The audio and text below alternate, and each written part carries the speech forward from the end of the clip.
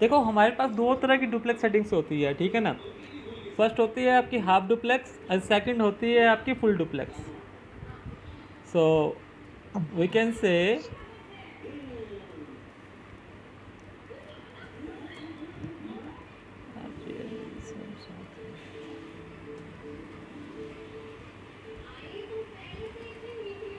तो पहली आती है आपकी हाफ डुप्लेक्स, ठीक है। And the second is the full duplex. तो दोनों में फ़र्क क्या होता है हाफ डुप्लेक्स और फुल डुप्लेक्स के अंदर? फ़र्क बेसिकली ये होता है आपका कि जैसे आप सपोज करो कि ये आपका सोर्स है, ये सोर्स है, ये डेस्टिनेशन है आपका।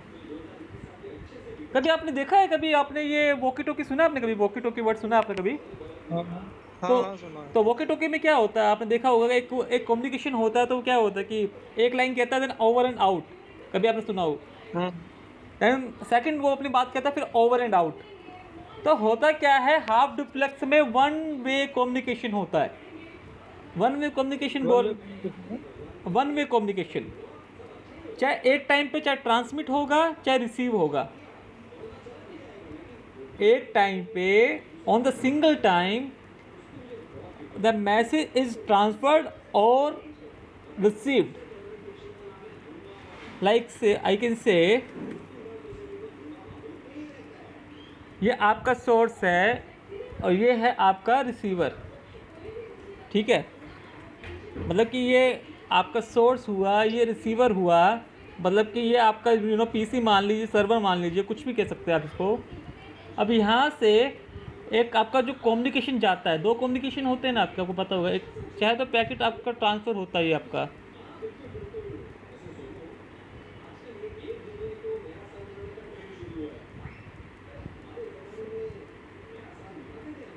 देखो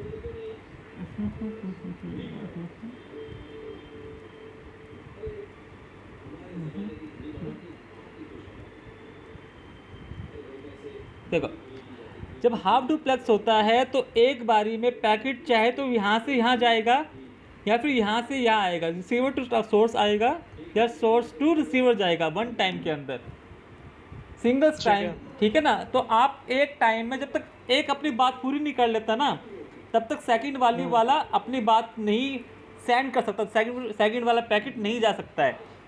that is called the half duplex, मतलब कि वन टाइम वे, वन वे कम्युनिकेशन भी कहते हैं इसको सिंपल लैंग्वेज में। हम्म। समझ पा रहे हैं? तो वन वे कम्युनिकेशन होता है मतलब एक बारी में एक ही बंदा अपनी बात ट्रांसफर कर सकता है या एक ही बंदा एक बारी में दूसरे की बात रिसीव कर सकता है। मतलब कि एक बारी में एक ही पैकेट जा सकते हैं या फिर एक ही बारी में एक ही पैकेट रिसीव हो सकते हैं। That is called the half duplex. Okay. अच्छा, तो ये जो वॉकी टॉकी है, जी, ये किस फ्रिक्वेंसी पर काम करता है? वो मतलब कि कैसे, प्रिंसिपल क्या है इसका? वॉकी टॉकी में सिंपल आपका वॉकी टॉकी जो सिंपल आपका हाफ डुप्लेक्स वाला वे होता है, तो आपको पता होगा वॉकी टॉकी कम डिस्टेंस के लिए यूज़ करता है, आपको पता ही होगा चीज़। डिस्टेंस तो कम ही रहती है, हाँ, लेकिन कितनी रहती है, थोड़ा सा वो आइडिया देखो होगा। देखो वॉकी टॉकी का मैक्सिमम जितना मुझे आइडिया है हार्डली से 500 मीटर टू 1 किलोमीटर तक का होता है मैक्सिमम, ज़्यादा नहीं रहता है उसका डिस्टेंस। क्योंकि बहुत अच्छा। जैसे आपका मैंने बताया था ना, आप कुछ लैंड कम्युनिकेशन पढ़ाए थे। लैंड कम्युनिकेशन, लैंड जो होता है वो आपके ऑफिस तक के लिए होता है, ठीक है। मैन होता है हम्म। थोड़ा सा ज़्यादा कवरेज, जिसे हम कह सकते हैं कैंपस एरिया नेटवर्क भी कह सकते हैं इसको, जो आपका वॉकी टॉकी होता है। मतलब कि जो हम्म। आपका 500 मीटर से 1000 मीटर तक में जो आपका नेटवर्क आता है, that is called the campus area network, and we can also call the metropolitan area network, that is called MAN. So होता ये है, तो आपके नेटवर्क में कई बार होता है कि आपका नेटवर्क हाफ डुप्लेक्स में भी चला जाता है आपका। तो हाफ डुप्लेक्स में होने से क्या होता है, आपका लिंक भी डाउन हो सकता है, आपका लिंक डाउन हो जाएगा क्योंकि वन वे कम्युनिकेशन हो रहा है, वन वे कम्युनिकेशन हो रहा है। तो इसी का जो सोल्यूशन निकला हाफ डुप्लेक्स का, वो है फुल डुप्लेक्स। फुल डुप्लेक्स में क्या होता है, बहुत कम्युनिकेशन मतलब ट्रांसमिट भी होता है और रिसीव भी होता है एक टाइम के अंदर। Transmission and receive, reception, both occur on the same time. transmission and reception. We can say the transmission and reception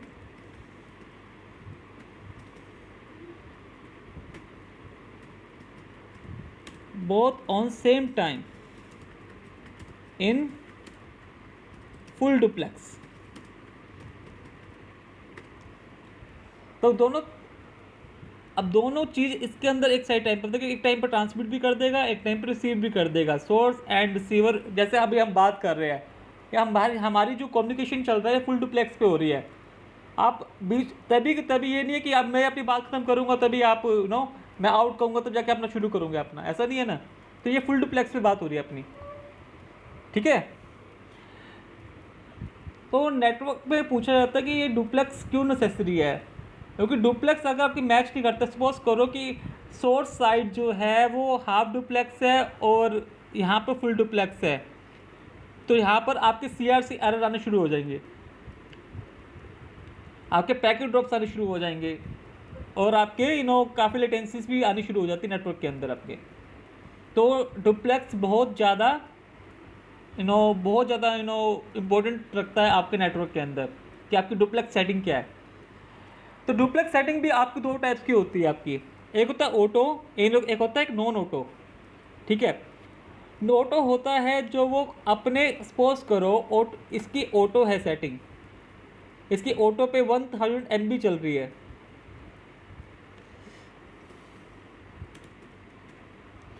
इसकी ऑटो पे इस रिसीवर की जो है उसने ऑटो पे सेकंड अपनी सेटिंग कर रखी है 1000 MB। तो यहाँ पे भी अगर ऑटो होगा ना तो हमने कोई इस पर स्पीड अपनी कोई भी कॉन्फ़िगर नहीं कर रखी, तो ऑटो पे क्या करेगा, ये इसी की स्पीड को अपनी स्पीड मान लेगा, इसी की स्पीड को अपनी स्पीड मान लेगा, ठीक है ना। तो ये भी 1000 MB पे काम करेगा। सिमिलरली अगर यहाँ पे 10 MB होता तो ये भी 10 MB पे काम करता, 100 MB होता तो 100 MB पे काम करता, पर शर्त ये है कि ये ऑटो पे होता, तो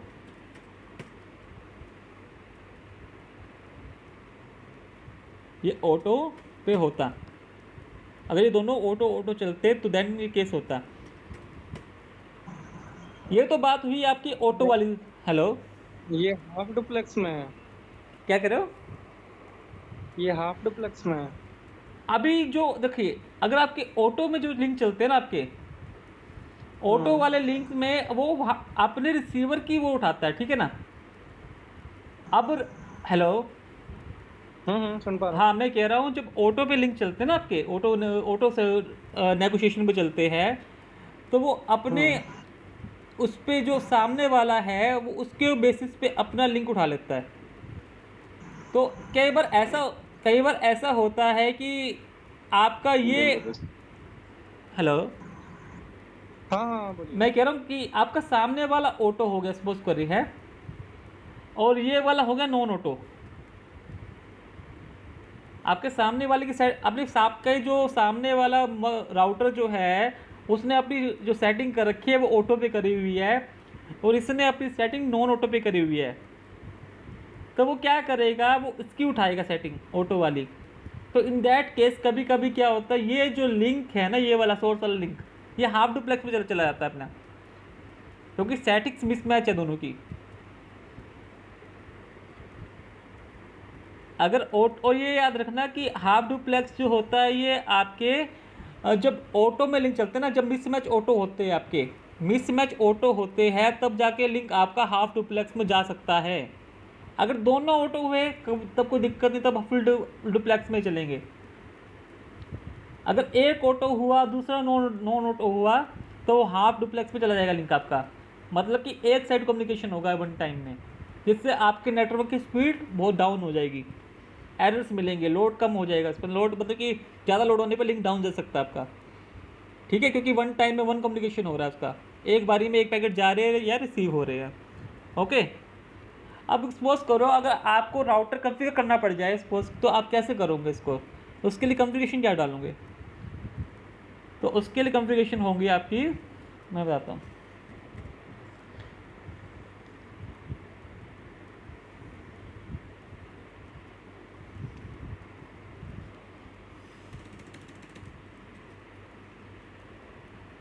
तो अगर आप सपोज कीजिए कि आपको राउटर में कोई लिंक है, वो ऑटो में चल रहा है, ठीक है, तो राउटर में कोई लिंक है वो ऑटो में चल रहा है, तो आपको उसकी डुप्लेक्स सेटिंग और स्पीड चेंज करनी है। तो आप क्या करेंगे, पर सबसे पहले राउटर के कॉन्फ़िग टी में जाएंगे, कॉन्फ़िग टी में जाएंगे, config T means configure terminal, T means terminal होता है आपका मीनिंग, कॉन्फ़िगर टर्मिनल।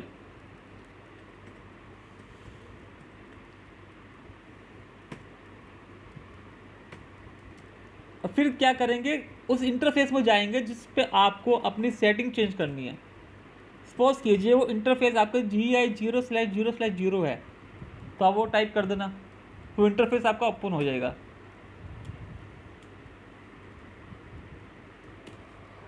अब ये देखिए कि आपको चाहे तो ऑटो पे करनी है, नॉन ऑटो पे करनी है, यही से आपको डिसाइड हो जाएगा सारा कुछ।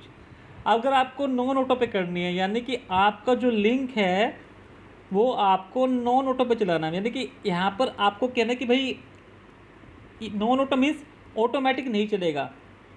भाई यहाँ पर मैंने 100 MB फिक्स कर दी या 1000 MB फिक्स कर दी, तो यहाँ भी मैंने 1000 MB फिक्स कर दी है, तो वो 1000 MB ही लेगा। ऑटो में तो कुछ भी ले सकता है जो सामने वाली के हिसाब से, लेकिन अगर आपको नॉन ऑटो हो गया, जो आपने स्पीड दे रखी है वो ही स्पीड चलेगी सोर्स से डेस्टिनेशन तक, वो ही स्पीड चलेगी सोर्स टू डेस्टिनेशन। अभी देखिए कैसे इसकी कॉन्फ़िगरेशन होती है, देखते हैं। आपने इंटरफेस लगाया GI0/0/0, तो आप अगली जो कमांड डालेंगे वो डालेंगे नो नेगोशिएशन ऑटो, मतलब कि कोई भी जो नेगोशिएशन होती है वो ऑटो मत करो, आप इंटरफेस में ऑटो नहीं होगी, ठीक है। उसके बाद आती है स्पीड, आपको कितनी स्पीड रखनी है अपने इंटरफेस पे, 100 रखनी है, 1000 रखनी है, 10 रखनी है, वो आपकी मर्जी है। तो आपने सपोज करो 100 कर दी, ठीक है, यहाँ पे अपनी स्पीड फिक्स कर दी है। अब अगली चीज़ डालनी होती है स्पीड के बाद डुप्लेक्स। आपको डुप्लेक्स कैसी करनी है, हाफ रखनी है, फुल रखनी है, तो आपको जैसे डुप्लेक्स हमने यहाँ रख दिया फुल,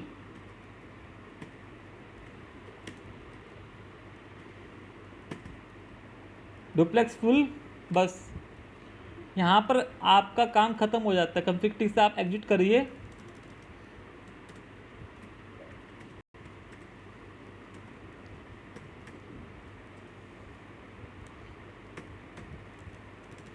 अब होगा क्या, और साथ में आप राइट कमांड डालना ताकि आपकी कमांड फिक्स रहे एटलीस्ट, वरना तो जैसे पावर डाउन हुई तो आपकी कमांड भी उड़ पाएगी।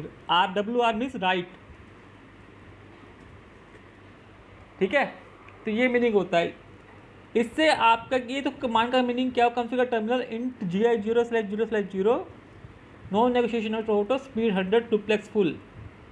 तो इससे क्या हुआ कि आपका जो इंटरफेस है ना, सपोज करो ये आपने सोर्स साइड पे कॉन्फ़िगर करी है, तो सोर्स साइड पे आपका 100 MB पे ही लिंक चलेगा, और वो भी फुल डुप्लेक्स के अंदर। अगर आपने डुप्लेक्स हाफ लिखी होती तो हाफ पे चलता, फुल लिखी होती तो फुल पे चलता। इसे कहते हैं मैनुअल कॉन्फ़िगरेशन, आपने मैनुअली डिसाइड कर दिया है। अब इसका सेकंड भी आता है, ये तो हुआ आपका non auto configuration, non auto पे आपने चला रहा है, नॉन ऑटो मतलब ऑटोमेटिक ना ले स्पीड, ये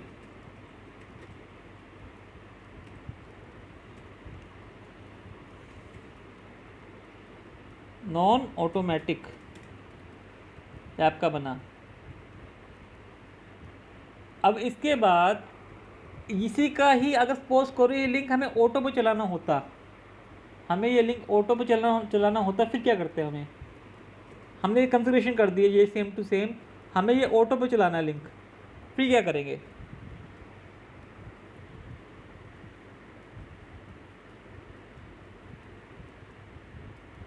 बताओ। इसके लिए सेम टू सेम कुछ नहीं करना अपने को। सबसे पहले क्या करेंगे, हमें स्पीड हटाएंगे सबसे पहले, वही काम है सेम टू सेम, ज़्यादा कुछ वो नहीं है अपने को। कॉन्फ़िग टर्मिनल करेंगे, इंटरफेस में जाएंगे, फिर सबसे पहले अपना काम करेंगे, स्पीड हटाएंगे इसकी हटाएंगे स्पीड। हमने स्पीड क्या कॉन्फ़िगर करी थी? स्पीड 100 कॉन्फ़िगर करी थी। तो नो स्पीड 100 हमारी पहली कमांड ये डलेगी, क्योंकि हमें ऑटो बनाना है। ऑटो मीन्स ऑटोमेटिक, तो ऑटोमेटिक में स्पीड का चक्कर तो है नहीं। अगर स्पीड डाल दी हमने अपनी मर्जी से तो फिर ऑटोमेटिक क्या बना, है ना? हमें ऑटोमेटिक पे चेंज करने का है। तो सबसे पहले हमें जो स्पीड कॉन्फ़िगर कर रखी थी वो हमें हटानी पड़ेगी। तो नो स्पीड 100। तो अगली कमांड क्या करना है, हमें क्या बनाना, लिंक ऑटो पे चलाना है। नेगोशिएशन कैसे करनी है? ऑटो करनी है। तो यहाँ से नो हटा देना है, नेगोशिएशन ऑटो, ठीक है। और क्योंकि अब अगली कमांड देखो नेगोशिएशन ऑटो बन चुकी है, तो स्पीड और डुप्लेक्स का कोई रोल ही नहीं रहा इसके अंदर। जब ऑटो बन चुका तो ना हमें स्पीड कॉन्फ़िगर करनी ना डुप्लेक्स कॉन्फ़िगर करनी, वो ऑटोमेटिक लेगा। तो ये भी हटा देना है।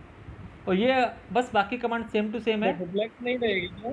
नहीं, डुप्लेक्स नहीं रहेगी, क्योंकि ऑटोमेटिक है ये सामने वाले की कॉन्फ़िगरेशन उठाता है पूरी।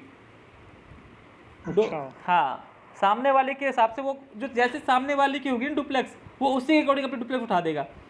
अगर सपोज करो उसकी एक साइड ऑटो है, दूसरी साइड नॉन ऑटो है, यहाँ पर ऑटो हुआ, यहाँ पे नॉन ऑटो हुआ, तो क्या हो जाएगा, अपना लिंक कैसे जाएगा? हाफ डुप्लेक्स में चला जाएगा लिंक। यहाँ पर ऑटो हुआ, यहाँ पर नॉन ऑटो हुआ, तो लिंक चला जाएगा हाफ डुप्लेक्स के अंदर। स्क्रीन चलेगी आपकी? एक सेकेंड, अभी गई है क्या? एक second,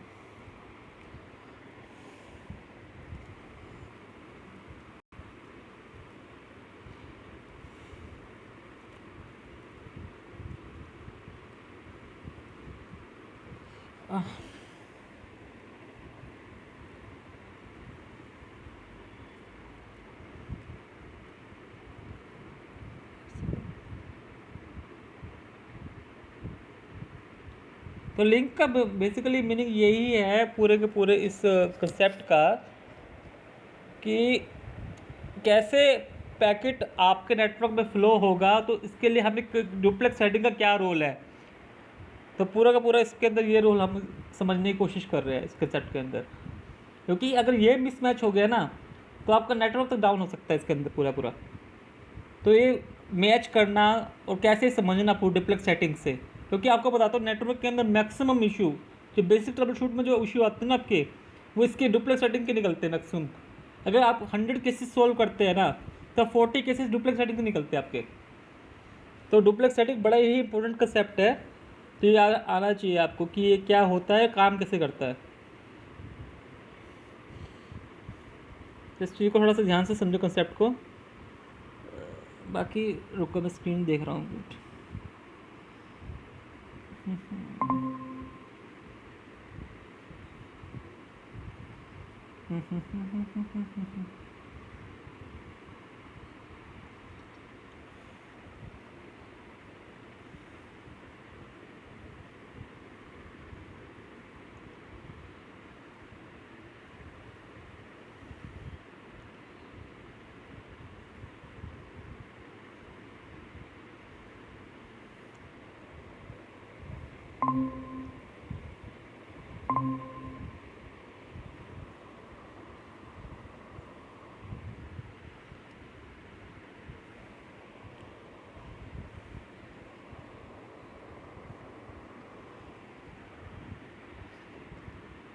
screen is visible now?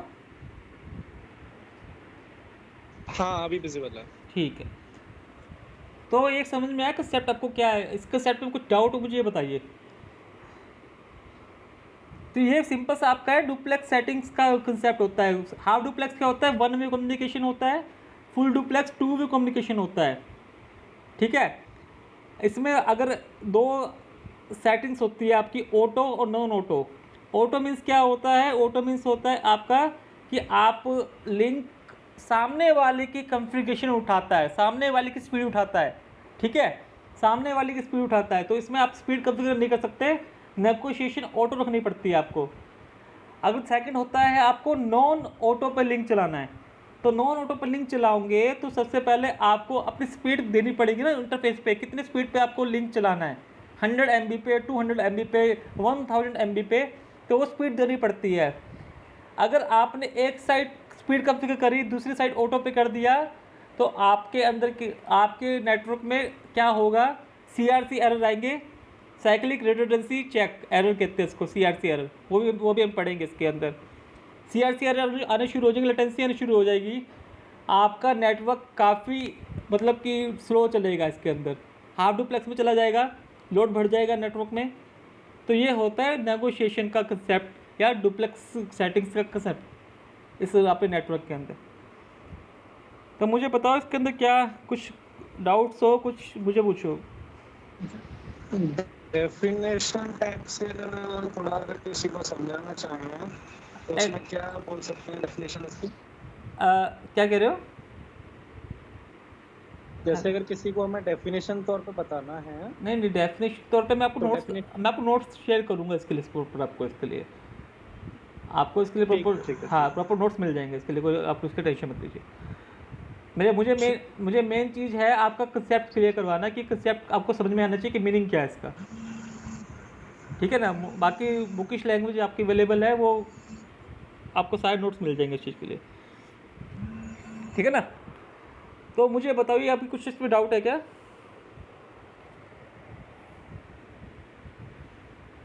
Hello, Satyendra चला गया क्या?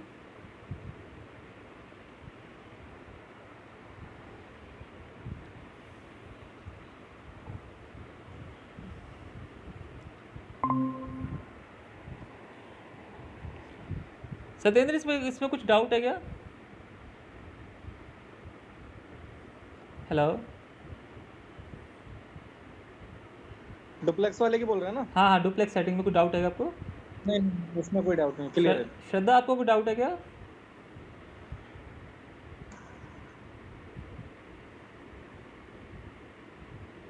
चलिए ठीक है, अभी हम मेन कंसेप्ट कर रहे हैं, that is called spanning tree protocol, in the short form you can say SPP। एक सेकेंड,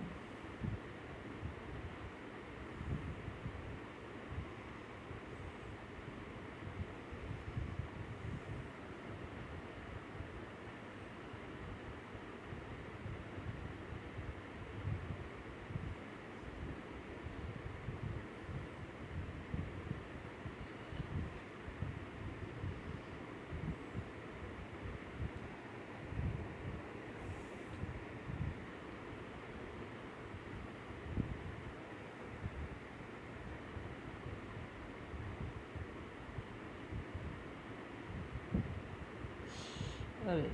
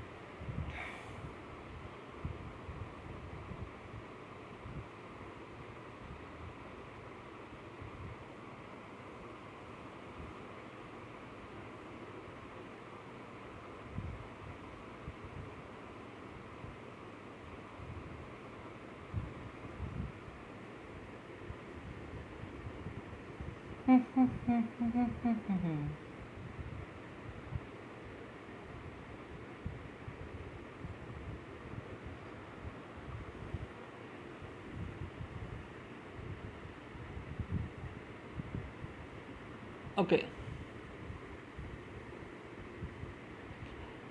तो गाइस नेक्स्ट कंसेप्ट है आपका spanning tree protocol.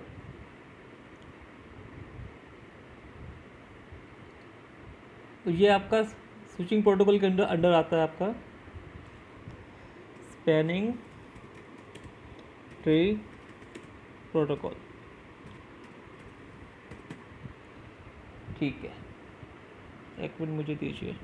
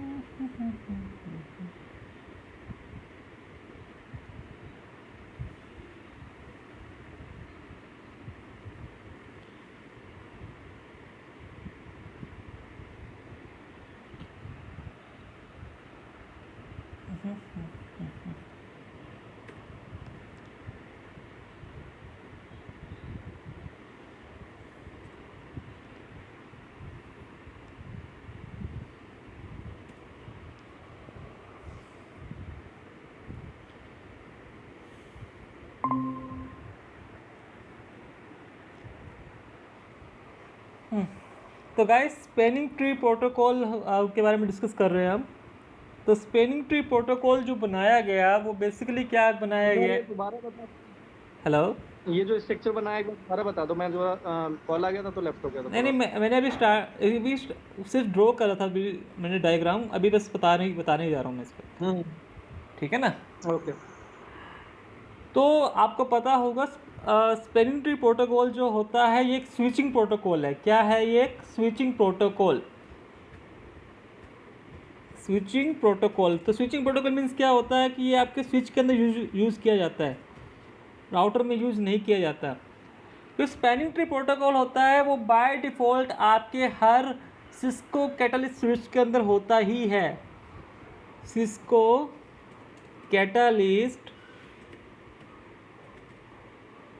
Catalyst switch के अंदर होता ही है ये spanning tree protocol, by default होता है, ठीक है? सिस्को पता ही होगा, सिस्को क्या कंपनी है, ठीक है, स्विचेस बनाती है, ठीक है? अरे कैटलिस्ट क्या है? देखो कैटलिस्ट कई लोगों को नहीं पता होता कैटलिस्ट क्या होता है। देखो कैटलिस्ट एक कंपनी थी जिसको सिस्को ने एक्वायर कर लिया था। ऐसी बहुत सारी कंपनी है सिस्को ने, जो छोटी छोटी कंपनियां जिसने जैसे बेनिफिट लगा तो वो एक्वायर करती गई इसके अकॉर्डिंग। तो सिस्को ने कैटलिस्ट कंपनी को एक्वायर कर लिया, तो इसके साथ एक स्विच बना that is called the Cisco catalyst switch, ठीक है? अब बात आती है कि स्पैनिंग ट्री प्रोटोकॉल का काम क्या होता है। तो स्पैनिंग ट्री प्रोटोकॉल जो होती है हमारे नेटवर्क में लूप बनाने से रोकती है, हमारे नेटवर्क में लूप बनने से रोकता है। तो कैसे रोकता है देखते हैं। अब ये देखिए कि मानिए कि ये ए बी सी तीनों स्विच है, ठीक है? अब आप सुमित को भी एक बार एक्सेप्ट कर लो, वो आ रहा है join क्या? कर रहा है वो। रुको, हम्म। एक मिनट दीजिए, इसकी रिक्वेस्ट नहीं आ रही यार। आ गई।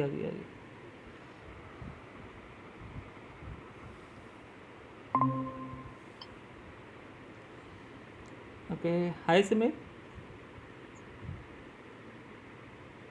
Hello, hi. ओके, तो Sumit today we are discussing the switching protocol concept, that is the spanning tree protocol. Okay. तो स्पैनिंग ट्री प्रोटोकॉल जो है वो सिस्को कैटलिस्ट स्विच के अंदर बेसिकली बाय डिफ़ॉल्ट होता है आपके। तो बाय डिफ़ॉल्ट बना हुआ है, आपको अलग से कॉन्फ़िगर करने की ज़रूरत नहीं पड़ती है इस प्रोटोकॉल को अपने स्विच के अंदर। तो इस स्विच का काम क्या होता है, सॉरी इस प्रोटोकॉल का काम क्या होता है? आपके स्विच के अंदर लूप बनाने से रोकना। आपके स्विच के अंदर आपके नेटवर्क के अंदर लूप ना बने, इसलिए सिस्को ने एक प्रोटोकॉल बना दिया that is called the spanning tree protocol. Okay, आपको पता था कि आपको पता है कि जो स्विच होता है, स्विच की बाय डिफ़ॉल्ट प्रॉपर्टी क्या होती है कि वो पहली बार ब्रॉडकास्ट करता है। जो फर्स्ट पैकेट जो करेगा वो ब्रॉडकास्ट करता है। मतलब ब्रॉडकास्ट क्या होता है कि अपने को छोड़ के ट्रांसमिट करता है। हाँ, सभी को पास पैकेट ट्रांसफ़र कर देगा। अगर यहाँ से इसको भी करेगा वो इसको भी कर देगा, ए को बी को भी करेगा, सी को भी करेगा। ए जो है बी को भी करेगा, सी को भी करेगा। इसी तरह से जो सी है वो ए को भी करेगा, बी को भी करेगा, राइट? तो तीनों स्विच है तो तीनों क्या करेंगे? ब्रॉडकास्ट करते रहेंगे। सपोज करो कि यहाँ से पैकेट आपका लाइक दिस, ये लाइक, सॉरी ये गलत ले लिया मैंने, रुकिए।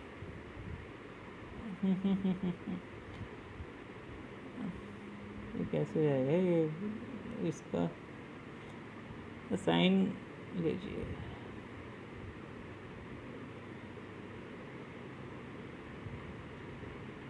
ये पैकेट ऐसे जाना है। अब ये ए जो है वो बी के पास भी फ्लो करेगा और सी के पास भी फ्लो करेगा, ठीक है, पैकेट बिल्कुल ब्रॉडकास्ट करेगा ना पहली बार तो। सिमिलरली हाँ जब सी के पास पैकेट जाएगा ना, सी क्या करेगा, हाँ वो ए के पास पैकेट ट्रांसफर कर देगा। ओके क्योंकि वो भी तो स्विच है, वो भी अपनी सेम प्रॉपर्टी फॉलो करेगा ब्रॉडकास्ट की। अब वो क्या करेगा, ओके वो ए के पास कर देगा और बी के पास कर देगा वही पैकेट। और जैसे ही वो पैकेट बी के पास गया तो बी क्या करेगा, सेम ब्रॉडकास्ट कर देगा वो क्या करेगा, ए के पास कर देगा, सॉरी अरे यार, और सी के पास कर देगा। अब ध्यान से देखा जाए कि आपको ऐसा नहीं लग रहा पूरा नेटवर्क एक लूप के अंदर बन गया है, सब पैकेट आपस में एक दूसरे को चलते जाएंगे, वो इसको भेजता रहेगा, उसको भेजता रहेगा। ये ऐसे तो पैकेट कहीं भी पैकेट रुकेंगे ही नहीं, हर कोई एक दूसरे को पैकेट भेजता रहेगा। तो एक प्रोटोकॉल एक लूप नहीं बन गया, पूरा नेटवर्क के अंदर एक लूप बन चुका आपके। तो सारे पैकेट आपस में कोलाइड होते रहेंगे, जिससे पैकेट एक्चुअल जो रिसीवर होगा उस तक करेक्ट पहुंच नहीं पाएगा, आपका पैकेट लॉस होते जाएंगे आपके, क्योंकि ये लूप बन चुका है। देखो ध्यान से देखा जाए तो पूरा का पूरा एक लूप बन गया है, ठीक है ना। तो इसी लूप को रोकने के लिए आप हमारे नेटवर्क में एक प्रोटोकॉल बनाया गया, that is called a spanning tree protocol, ठीक है। तो स्पैनिंग ट्री प्रोटोकॉल समझना क्या कंसेप्ट होता है, ठीक है। तो किसने बनाया ये, जो था सिस्को कैटलिस्ट स्विच भी कहते हैं। कैटलिस्ट मीन्स एक कैटलिस्ट नाम की कंपनी थी जिसको सिस्को ने एक्वायर किया, तो that is become Cisco catalyst switch. तो अब देखते हैं इसकी हाँ, अब देखते हैं इसकी कुछ छोटी छोटी बेसिकली कि क्या ये है। The Cisco stop the loop which occur when you have multiple links between the switches, okay. Cisco stop avoiding broadcast from multiple frame copies, database instability, ठीक है। तो ये वही कहना चाह रहा है कि ये लूप्स को रोकने के लिए यूज़ किया जाता है अपने नेटवर्क के अंदर, और ये ब्रॉडकास्ट स्टॉर्म को अवॉइड करता है ताकि एक ही पैकेट की मल्टीपल कॉपीज ना ही बन सके, और डाटाबेस में आपका जो डाटाबेस बनता है, राउटिंग टेबल बनेगी, उसमें इंस्टेबिलिटी ना आए, ठीक है।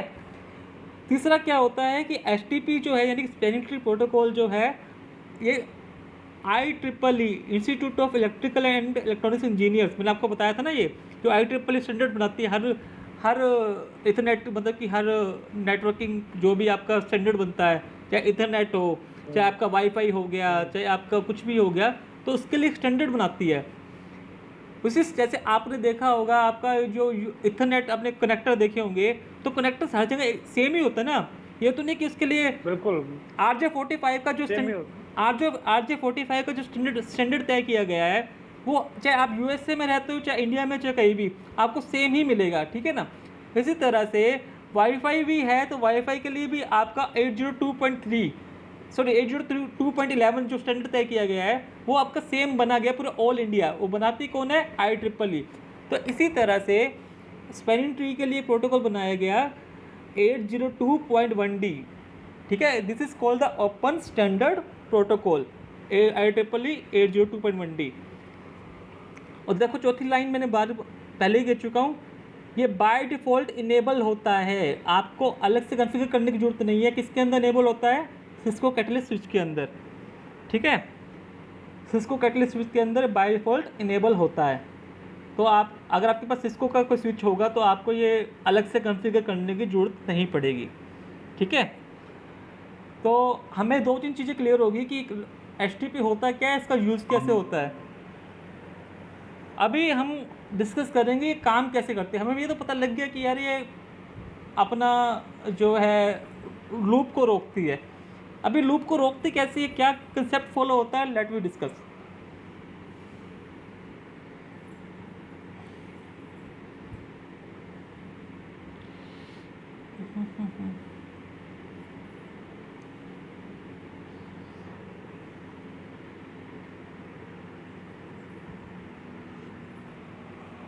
देखिए इसके अंदर सबसे पहले क्या होता है कि ये रूट ब्रिज बनाती है आपका।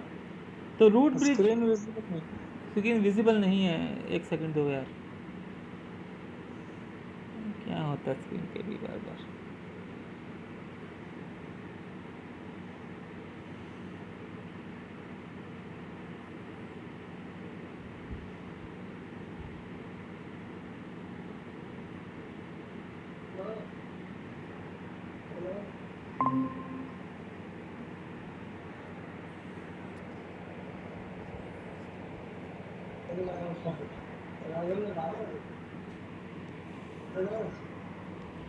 हो गई विजिबल? हाँ अभी विजिबल है। हाँ। तो एस जो है वो कैसे काम करता है? तो एस काम करता है, सबसे पहले अपना रूट ब्रिज बनाता है, फिर रूट ब्रिज सेलेक्ट करता है, फिर रूट पोर्ट सेलेक्ट करता है, फिर डी और नॉन डी पोर्ट्स बनाता है। ठीक है, अभी डी नॉन डी और कैसे ये करते हैं, लेट मी डिस्कस।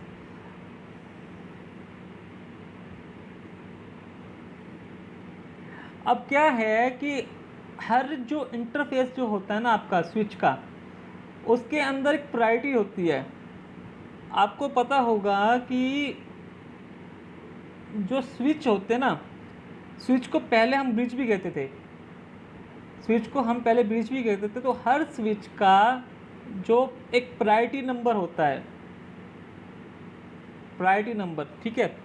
तो सपोज करो कि इसका ए का प्रायोरिटी नंबर जो है क्या है, ए का प्रायोरिटी नंबर जो है वो है 32768।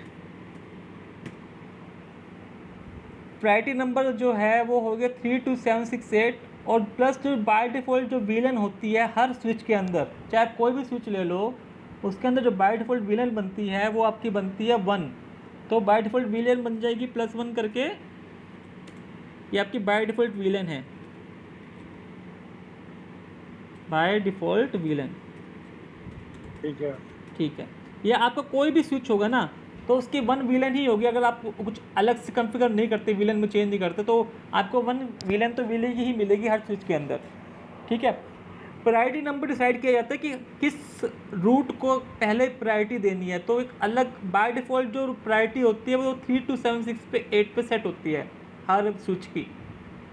वो आप अपनी मर्ज़ी से बाद में चेंज कर सकते हैं according to your network flow and requirement. कैसे आपको नेटवर्क में अपने पैकेट्स किस रूट से फ्लो करने हैं, तो वो आप उसके बेसिस पे कर सकते हैं।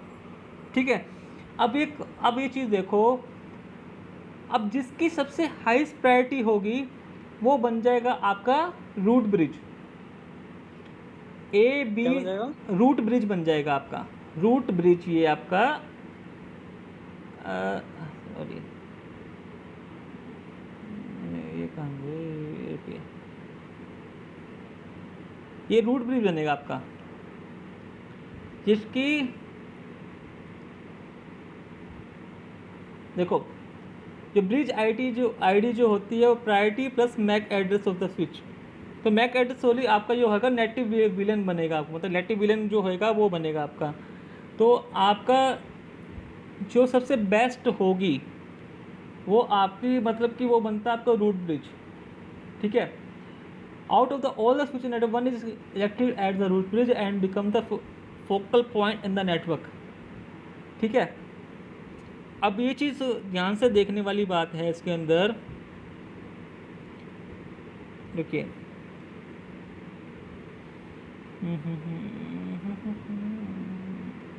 मुझे एक चीज़ में कर रहा है, सॉरी गाइस, एक करेक्शन है इसके अंदर कि जब आपका जो मैंने बताया जैसे priority number plus by default villain, जो सबसे कम नंबर जिसका होगा वो बनेगा आपका रूट ब्रिज। अगर सोचो कि इसका भी प्रायोरिटी नंबर प्लस विलन पाएगा, बी का भी, सी का भी कुछ प्रायोरिटी नंबर प्लस विलन पाएगा, तो जिसका सबसे कम नंबर होगा काउंट करके, आप सपोज करो कि यहाँ पर 32769 होता +1 होता, इसका नंबर जो है 32769 +1 होता, और इसका होता 32 7 6 1 + 1। तो इन दैट केस कौन बनता आपका रूट ब्रिज, मुझे बताओ। ए बनता, बी बनता, सी बनता, आप मुझे बताइए।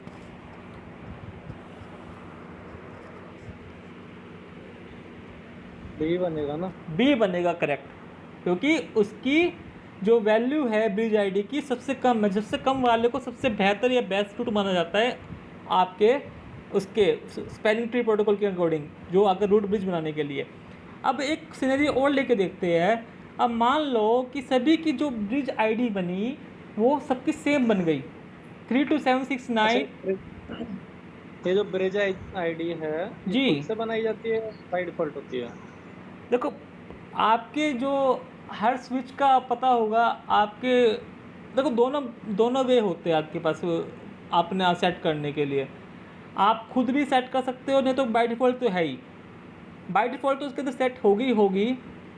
और सेकंड थिंग कि तो आप खुद भी चेंज कर सकते भाई हो, खुद भी बना सकते हो प्रायोरिटी आईडी, खुद भी चेंज कर प्रायोरिटी बना सकते हो अपने रूट के, अपने अपने नेटवर्क के रिक्वायरमेंट के अकॉर्डिंग कि आपको कैसे पैकेट फ्लो करवाना है, कौन सा पोर्ट बंद करना है और कौन सा पोर्ट चालू करना है आपके अंदर। तो आप वो खुद भी कर सकते हो, नहीं तो बाय डिफ़ॉल्ट सिस्को ने आपका काम आसान कर ही रखा है, आपको कुछ करने की जरूरत ही नहीं है इसके लिए। सपोज करो बी को अगर डाटा भेजना है ए और सी के लिए, हाँ हाँ, तो ये प्रायोरिटी कैसे डिसाइड होगी? वही मैं आपको बताने, एक बार मेरा कंसेप्ट क्लियर करवा देता हूँ आपको, फिर आप मुझसे क्वेश्चन पूछ लेना, ठीक है ना।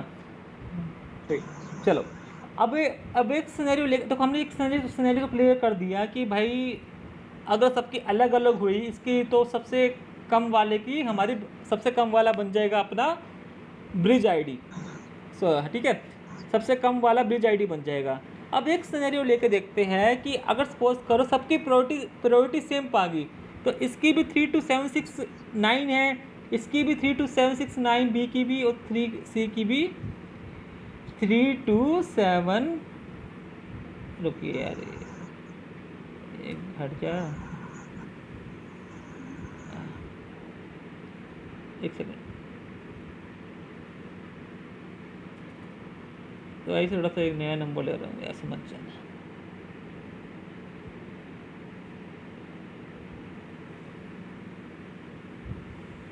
तो इसकी भी आपकी 32769 हो गई। अब यार ये तो लोचा हो गया ना यार कि सबके सेम हो गए, अब किसको रूट ब्रिज बनाया जाए, ठीक है ना। ऐसे में तो पंगा हो गया। तो इन दैट केस अब हमारा स्विच एक नया मेथड चुनेगा रूट ब्रिज बनाने के लिए। वो क्या मेथड होगा, लेट वी डिस्कस।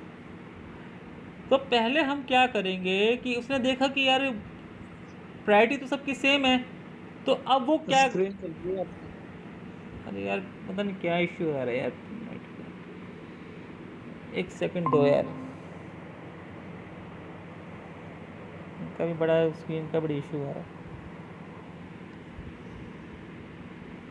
कंसेप्ट बड़ा मज़ेदार है, समझ लेना यार, अच्छा है, काम आएगा। स्पेलिंग ट्री प्रोटोकॉल बहुत पूछा जाता है।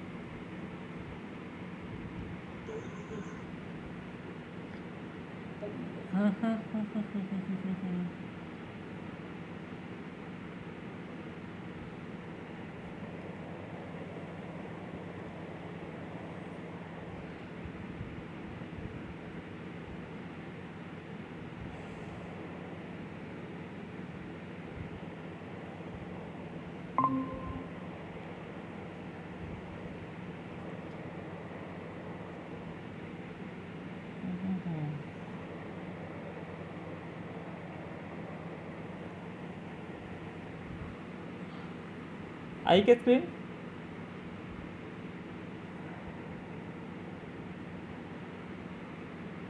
अब सपोज कीजिए कि यहाँ पर आपका सबके सेम पा गए, in that case priority ID, तो ब्रिज आईडी नया मेथड फ्लो करती है, that is called the MAC address. तो हर डिवाइस का एक अलग मैक एड्रेस होता है, ठीक है। तो पहले उसने क्या करा, lowest priority number, lowest bridge ID देखी रूट ब्रिज बनाने के लिए। अब तो अगर सेम पा गए तो वो लोवेस्ट मैक एड्रेस देखेगी कि इसका मैक एड्रेस सबसे कम है। अब सपोज कीजिए कि यहाँ पर आपका जो इसका मैक एड्रेस है वो आपका ये है,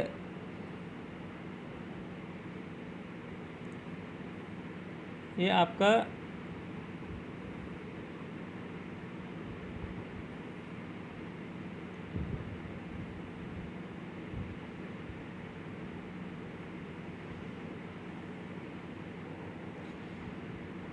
यार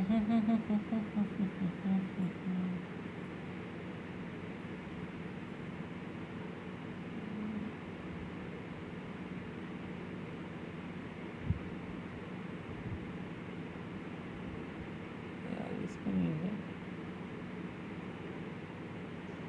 आवाज चली गई अब आपकी। जब यानी लोगिन करवाओ। Hello hello. हाँ अभी आ रही है। अरे मैंने बोला ही नहीं तो यार आवाज कहाँ से आई यार। अच्छा आप बोल नहीं रहे थे। हाँ यार ऐसे अगर स्क्रीन विजिबल है तो डेफिनेटली वो वॉइस काम कर रही है।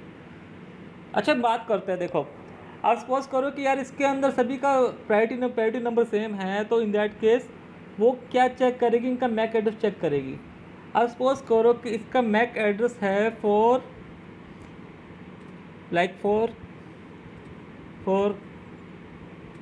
ए, आपका ए का जो मैक एड्रेस हुआ, आपका बी का मैक एड्रेस हुआ 3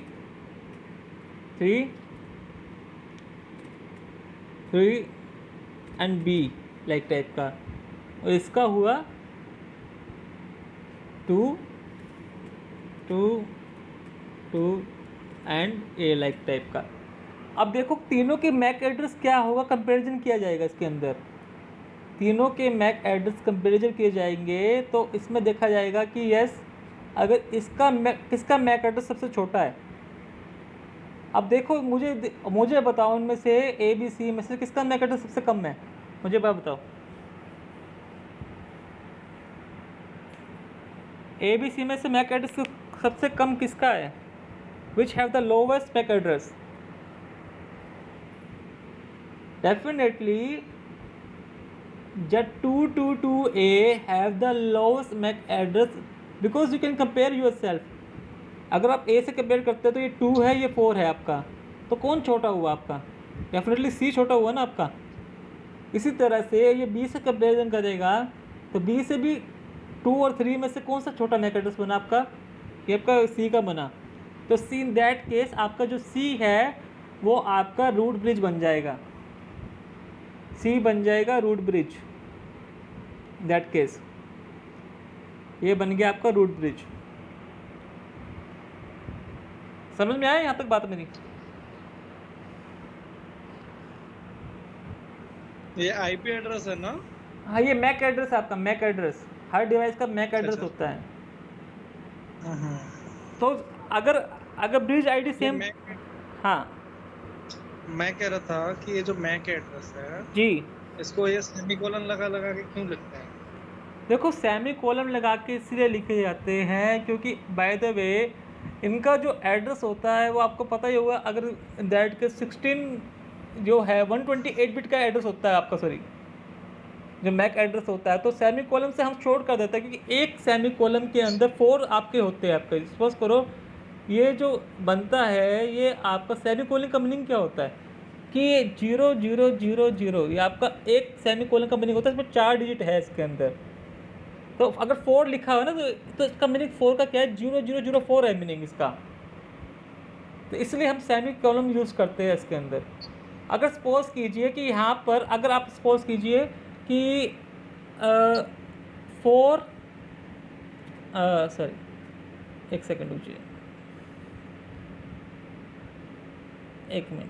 हाँ अगर सपोज कीजिए एड्रेस ये होता है आपका 404A। अगर सपोज कीजिए हमारा मैक एड्रेस ये होता तो हम इसको ऐसे भी लिख सकते हैं 4 semi column 4A, sorry 4 semi column A। तो इसका मीनिंग ये है, तो इसके बीच में 4 जीरो है आपके, सेमी कॉलम ये रिप्रेजेंट करता है। अगर समझ पा रहे हो बात मेरी, सेमी कॉलम का मीनिंग यही होता है कि इसके अंदर 4 डिजिट का नंबर है। 4 मतलब अगर एक 14 लिखा हुआ है यहाँ पर, इस साइड 14 लिखा हुआ है तो इसके पीछे 3 जीरो और है, लेकिन शॉर्ट फॉर्म में, ताकि मैक एड्रेस हमें इजीली लिख पाए, हमें कंफ्यूजन ना हो, तो हम सेमी कॉलम का यूज़ करते हैं अपने नेटवर्क के अंदर। क्लियर है क्या? अच्छा कुछ डिनोट भी करता है क्लासेस वगैरह इसकी? क्या कह रहे हो? वो एक बार तो देखो आपको मैंने चीज़ बताई थी, देखो अगर जैसे कि अगर ये देखो ये ए जो है, ए है, ए का मीनिंग क्या है, समझ पा रहे हो इसका मीनिंग क्या होता है? नहीं पता। मैं बताता हूँ आपको। आप जब बाइनरी में कन्वर्जन करते हो, decimal to binary number conversion होता है, मैंने आपको चीज़ बताई थी।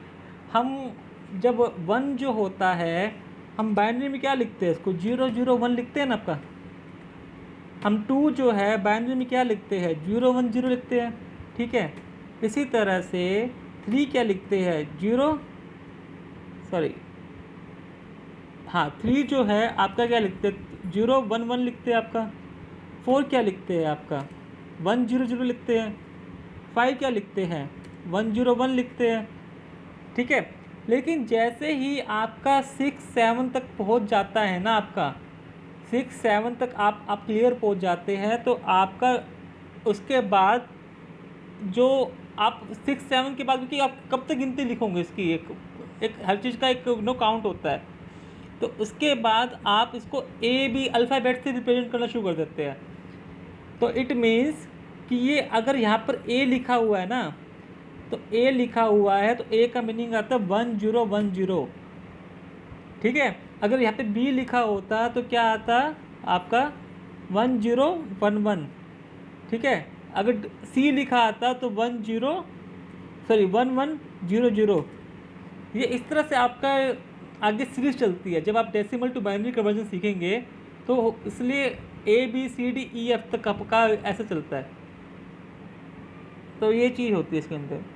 तो अब ये चीज़ का हम आगे डिस्कस करते हैं कि अब यहाँ से ये चेंज क्या हो रहा है। देखो रूट ब्रिज तो उसने सेलेक्ट कर लिया, मैक एडिस का छोटा था, उस बेसिस पे इसने उसको रूट ब्रिज बना दिया, ठीक है।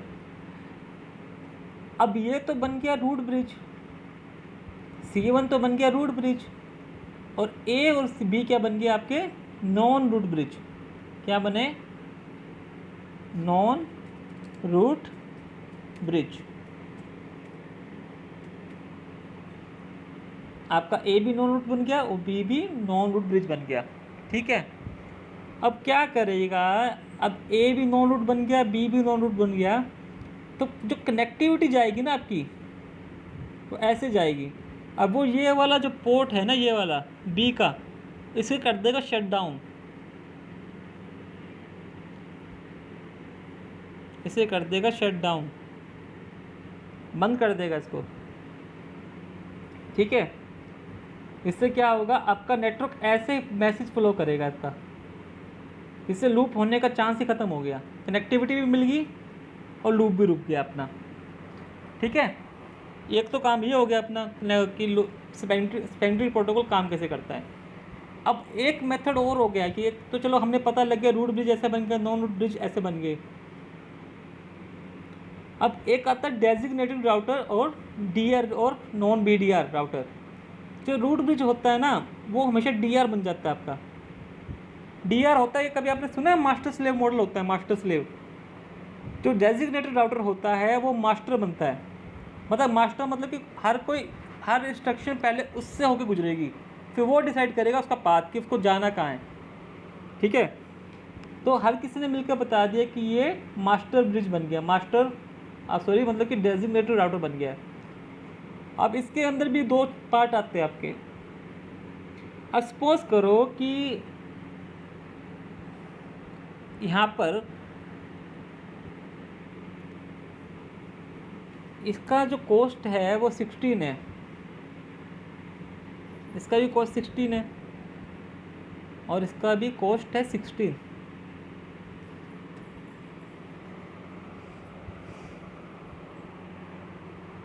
ध्यान देना। अच्छा सत्येंद्र, एक बात बताओ कि आपको A to C जाना है, A to C जाना है, तो किस वे में, किस रूट में आपकी कॉस्ट कम लगेगी, कौन सा route A to C direct पहुंचने में कॉस्ट कम लगेगी। करेक्ट, ठीक है ना, कॉस्ट भी कम लगेगी, डिस्टेंस लगेगा। राइट, कॉस्ट कम लगेगी, डिस्टेंस कम लगेगा आपका। ठीक है, क्योंकि यही चीज़ भी देखो आपके रूट ब्रिज बनाने के लिए कई कई फैक्टर्स लाई करते हैं, कोस्ट लाई करता है, डिस्टेंस लाई करता है। अब C1 है, A to C1 है, अगर C1 से आप B जाओगे, B से आप है A जाओगे, तो आपके 32 का हो गया ना आपको, देखिए आपका 32 तक का आपका हो गया, बैंडविड्थ का खर्च हो गया। तो इसी तरह से आप A to ऐसे जाएंगे C1, तभी आपको 32 चला गया, और A to C गए तो 16 गया। तो कॉस्ट मैटर करती है आपकी रूट ब्रिज बनाने के अंदर, ठीक है। और बाकी क्या बनेंगे, नॉन रूट ब्रिज। और मैंने बताया था ना, जो रूट ब्रिज हुआ वो आसपास वाले कनेक्टिविटी दे देगा, और बाकी की क्या करेगा, जो इसके साइड वाला है वो उसका रूट ब्लॉक कर देगा, ब्लॉकिंग कर देगा, इसकी रूट की कैंसिल कर देगा, ठीक है। तो अपन को ये पता लगा कि काम कैसे करता है रूट ब्रिज और नॉन रूट ब्रिज, कैसे पाथ सेलेक्ट करते हैं और किसको किसी तरह कैसे वो पोर्ट को ब्लॉक करते हैं, किस बेसिस पे पोर्ट को ब्लॉक किया जाता है। चलो ठीक है, अब हम डिस्कस करते हैं क्या,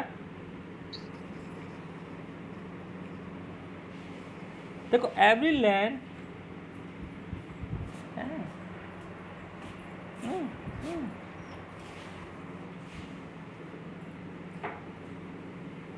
तो हर लैन के अंदर सिर्फ एक रूट ब्रिज होता है, बाकी जो माने जाते हैं नॉन रूट ब्रिज माने जाते हैं, ठीक है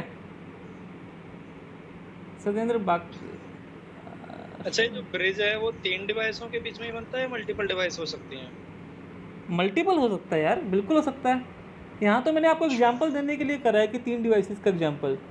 यहाँ पर आपके 1000 राउटर 1000 स्विच लगा लो, ऐसा कुछ नहीं फिर है। उसमें ये पाथ कैसे क्रिएट करेंगे? देखो पाथ कैसे क्रिएट होता है, जैसे कि अभी अभी तो हमने देखा कि सबसे छोटा नंबर हाँ हाँ है ना, लेकिन अगर मल्टीपल डिवाइस ज्वाइन हो गए इसमें, देन उसके बाद हमारा पाथ जो है किस बेस पे डिसाइड होगा? देखो सिंपल सी बात है यार कि देखो सबसे पहले तो प्रायोरिटी चेक करेगा ब्रिज आईडी की, ठीक है ना। तो उसी के जो सबसे छोटी होगी उसी को रूट ब्रिज बना देगा, सब स्विचेस की लेके शुरू कर देगा कि भाई इसकी तेरी ब्रिज आईडी क्या है, इसकी ब्रिज आईडी क्या है, इसकी ब्रिज आईडी क्या है ना। जिसकी सबसे छोटी लगेगी इसको, तो उसी को बना देगा वो अपनी ब्रिज, सॉरी रूट ब्रिज, हाँ रूट ब्रिज बना देगा इसको, ठीक है ना। और बाकी बन जाएंगे नॉन रूट ब्रिज। और अगर सबकी पैरिटी सेम पा गई तो मैक एड्रेस से कंपेरिजन कर देगा, सबका सबसे छोटा मैक एड्रेस होगा वो उसको बना देगा रूट ब्रिज। अगर वो भी लगभग सेम पा गए, ऐसे पाएंगे नहीं, तो वो कॉस्ट देखेगा किस पे सबसे कम कॉस्ट लग रही है, ठीक है। जिसमें सबसे कम कॉस्ट जा रही है, देखो रूट ब्रिज तो बन गया। उसके बाद अपन जो डेजिग्नेटेड रूट और नॉन डेजिग्नेटेड रूट, ये आपका जो ब्रिज होता है, सॉरी जो रूट ब्रिज होता है वो आपका DR बन जाता है, डेजिग्नेटेड राउटर। जो बाकी बनेंगे वो नॉन DR बन जाते हैं, नॉन डेजिग्नेटेड राउटर A और B। और इसमें से जो जिसकी सबसे कॉस्ट ज़्यादा लगती है, साहब देखो यहाँ से फ्लो हो रहा है ना आपका, A to C में कनेक्टिविटी देखी गई आपकी, तो A to C में कनेक्टिविटी देखी तो A to C में ऐसे कम पड़ी ना आपकी। तो अगर ये ऐसे जो B का पाथ फ्लो करता है या फिर इससे फ्लो करता है, तो देख रहा है कि B के थ्रू जाने से इसको ज़्यादा डिस्टेंस ट्रैवल करना पड़ रहा है, तो इस कारण वो B को ब्लॉक कर देगा, B के पोर्ट को ब्लॉक कर देगा। इन दैट केस हमारा जो नेटवर्क है वो फ्रीली मूव करेगा विदाउट एनी फॉल्ट, तो सबसे शॉर्ट डिस्टेंस लेगा। कंसेप्ट थोड़ा सा डिफिकल्ट है, लेकिन जब आप कोशिश करोगे तो हो जाएगा इसका। तो अब ये चीज़ देखो, यहाँ तक अपने को क्लियर हो गया कि ये कैसे काम कर रही है। अब इसके बाद इसकी कुछ स्टेट्स आती है। एक डिवाइस आप कनेक्ट करेंगे B और C के बीच में? B और C के बीच बताओ, हाँ। क्या कनेक्ट करवाना है बताओ, कैसे कौन सा? अच्छा B और C की, अच्छा ले लेते हैं, कोई डिवाइस ले लेते हैं, कोई नहीं ले लेते हैं, चलिए D मान लेते हैं इसको।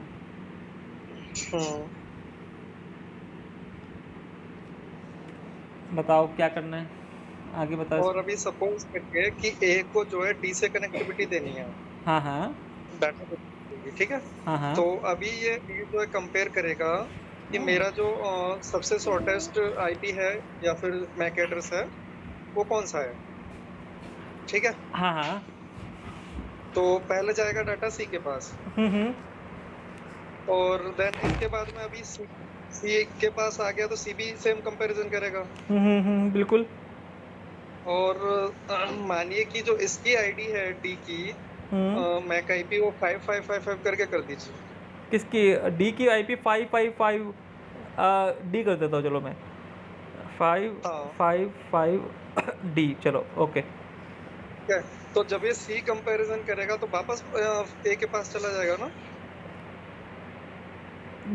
मैं देखो, आप कहना चाह रहे हो कि ABCD है, 4 स्विच है, जब सबका जो ब्रिज आईडी है सेम है, ठीक है ना, मतलब कि पैरिटी नंबर। नहीं नहीं, मैं ये नहीं कह रहा कि सबका ब्रिज आईडी सेम है।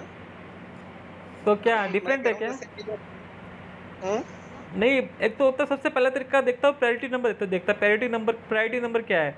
प्रायोरिटी नंबर इसका क्या है? A का क्या है, B का क्या है, C का क्या है, ठीक है। जिसका सबसे कम लगा वो उसको रूट बना देगा, रूट ब्रिज बना देगा उसको।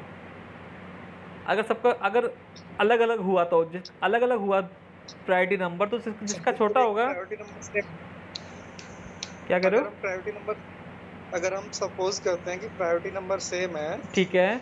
ठीक है, देन उसके बाद में हमारा मैक एड्रेस बेस्ड ट्रांसफर होगा ना। हाँ बिल्कुल ओके, तो अभी जो मैक एड्रेस है हमारा जी। सी का जो है वो ए से छोटा है, C का जो है, हाँ बिल्कुल छोटा है। और डी का जो है वो ए से बड़ा है, D का, हाँ A से बड़ा है बिल्कुल। ठीक है। तो जब हमें ए को डी के साथ में डाटा ट्रांसफर करना है, ठीक है, तो पहले वो जाएगा सी के पास में, देन सी को अगेन आगे फॉरवर्ड करना है डी के पास में, तो वो मैक एड्रेस कंपेयर करेगा, तो फिर वो ए के पास वापस नहीं जाएगा, क्योंकि ए का जो मैक एड्रेस वो डी से छोटा है। ये क्या होता है, ये ओवरऑल कंपैरिजन करता है, सभी के स्विच के मैक एड्रेस लेता है, तो अपने तो ऑन द ओवरऑल बेसिस किसका मैक एड्रेस छोटा है वो उसके हिसाब से अपना रूट ब्रिज तय करता है कि किसको रूट ब्रिज बनाना है, किसको नॉन रूट ब्रिज बनाना है।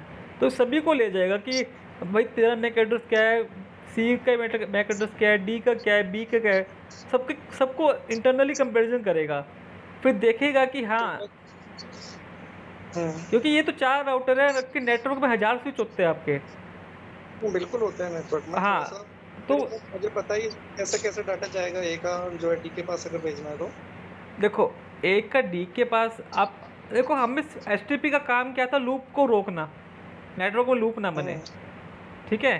तो लूप कैसे रुकेगा कि आपको एक कनेक्टिविटी काटनी पड़ेगी, ठीक है। एक जगह से आप एक गोल सर्कल ले रखा है, ठीक है। गोल लूप क्या होता है, गोला हो गया ना लूप, तो गोले को तोड़ना है तो कई जगह से एक जगह से तो आपको कट मारना पड़ेगा, तो जगह आपका लूप टूटेगा ना, ठीक है ना। तो यहाँ पे कट तो ऐसे नहीं लगे, कट भी होता ब्लॉक मार देना, उस पोर्ट को ब्लॉक मार दो ताकि आपकी वहाँ से कनेक्टिविटी टूट जाए।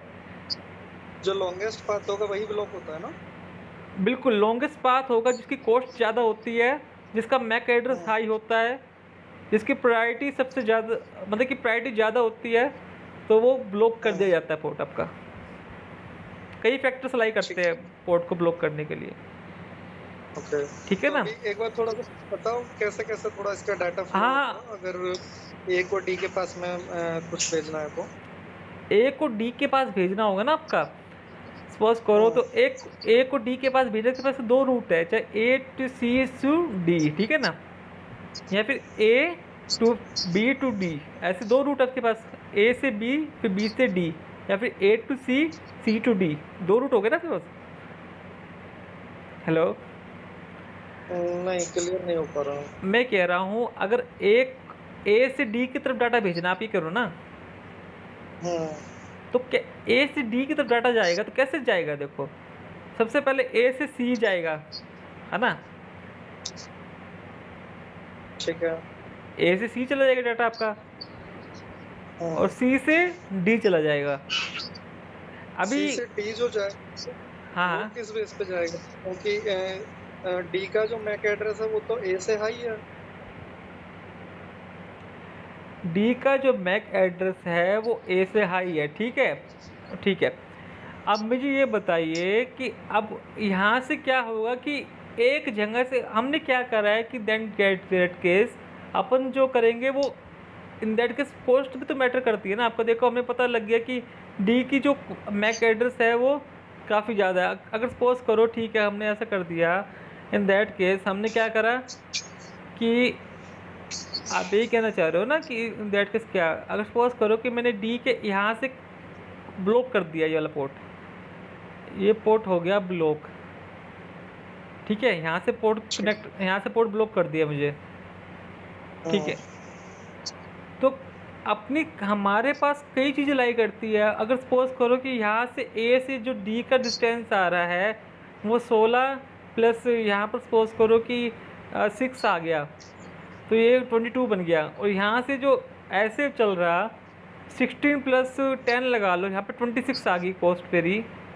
तो डेफिनेटली मैं कहाँ का ब्लॉक करूँगा, यहाँ से ब्लॉक करूँगा या यहाँ से ब्लॉक करूँगा? डेफिनेटली मैं यहाँ से ब्लॉक करूँगा इंटरफेस। इससे मेरी कनेक्टिविटी यहाँ से रुक जाएगी, मेरा पाथ हमेशा यहाँ से फॉलो करेगा। वो तो अपना उसके ऊपर डिपेंड करेगा ना कि पहला जो हमारी सीरीज है वो एक तो प्राइमरी बेस होगी, देन उसके बाद में मैक हाँ एड्रेस, हाँ डिस्टेंस। बिल्कुल बिल्कुल, वो जो कॉस्ट हो गया आपकी, पाथ कॉस्ट हो गया। पहला पहला लेवल अगर हमारा ब्रेक होता है देन तभी तो नेक्स्ट लेवल पे जाएगा बिल्कुल ना। बिल्कुल ब्रो, बिल्कुल सही बात है। लेकिन मैंने आपको एक चीज़ देखो, इसलिए मैं कह रहा हूँ मुझे कंसेप्ट क्लियर करवा दो ताकि आपको उसके साथ वो भी चीज़ क्लियर हो जाएगी। एक बार मैं कंसेप्ट क्लियर करवाता हूँ आपको, क्योंकि इसके अंदर कई चीज़ मोड्स आते हैं आपके। तो इसके अंदर सबसे पहले आपको बताता हूँ कि यहाँ पर ये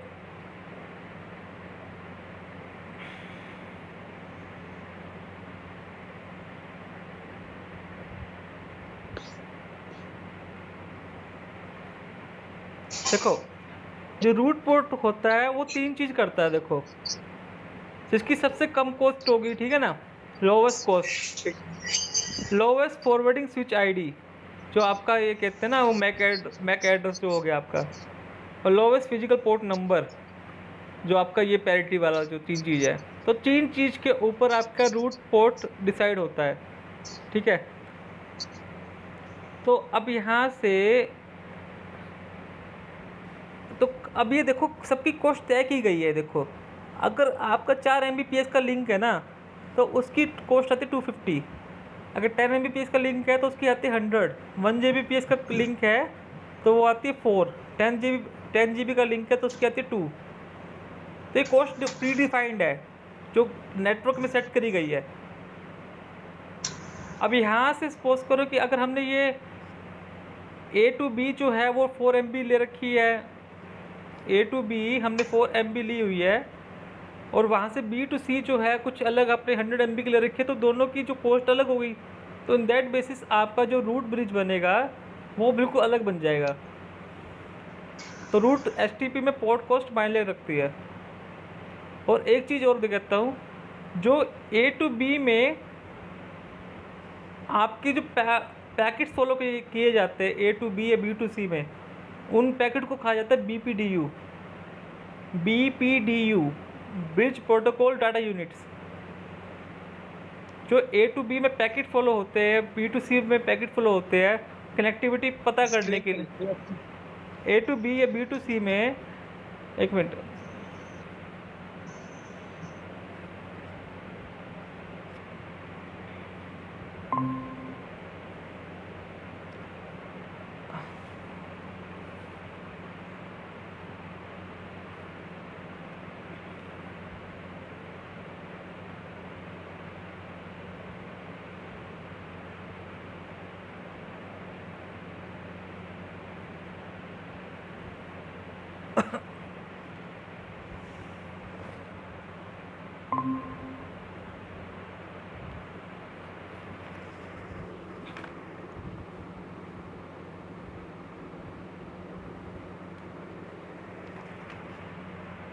ठीक है ना। ये पैकेट जो फ्लो होते हैं ना, इनको जो पैकेट फ्लो करते हैं इनको हम वो कहते हैं BPDU, bridge protocol data units.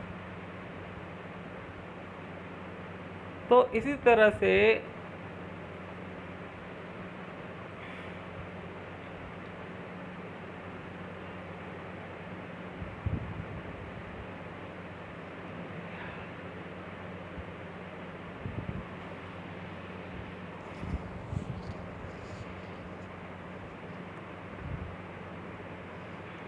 तो STP में क्या हुआ कि स्टेट बनाई गई अपनी कनेक्टिविटी पता करने के लिए।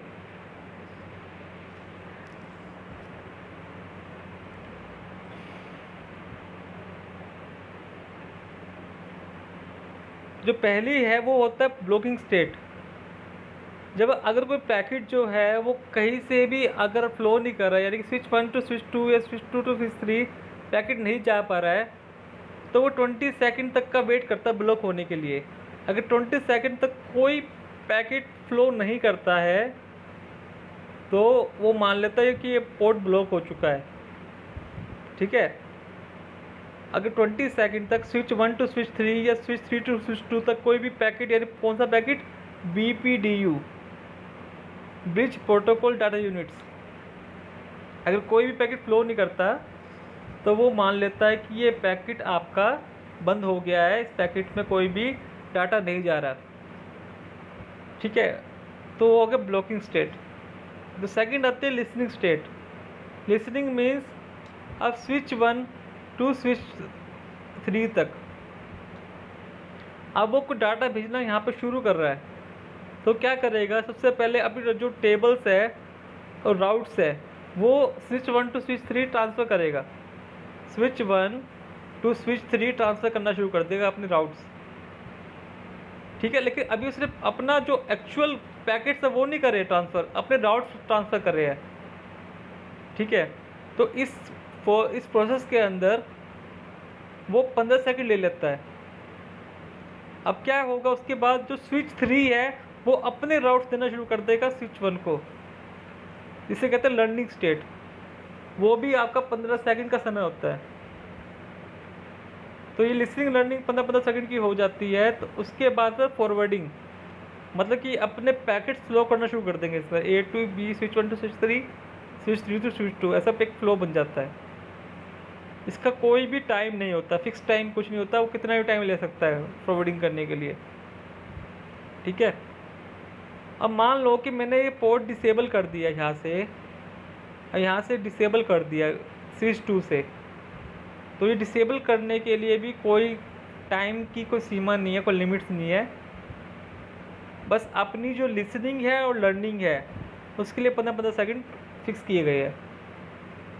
तो ये होती है STP पोर्ट की स्टेट्स।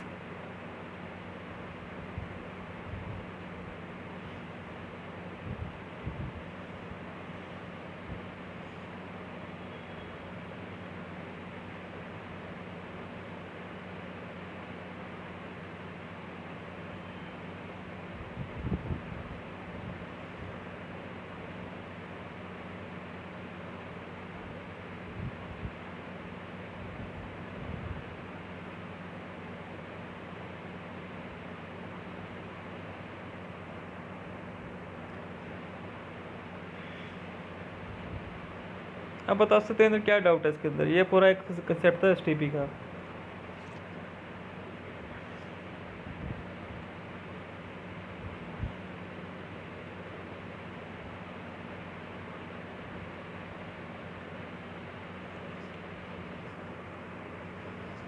सत्येंद्र कोई डाउट है क्या इसके अंदर? जाना क्लियर है, क्या कह रहे हो? क्लियर है, क्लियर है, कोई डाउट। ठीक है ठीक है ठीक है सत्येंद्र, आज के लिए इतना ही करते हैं, बाकी क्लास कल करते हैं। ठीक है ना? ठीक है, ठीक है, ठीक है। Okay, thanks you. Good.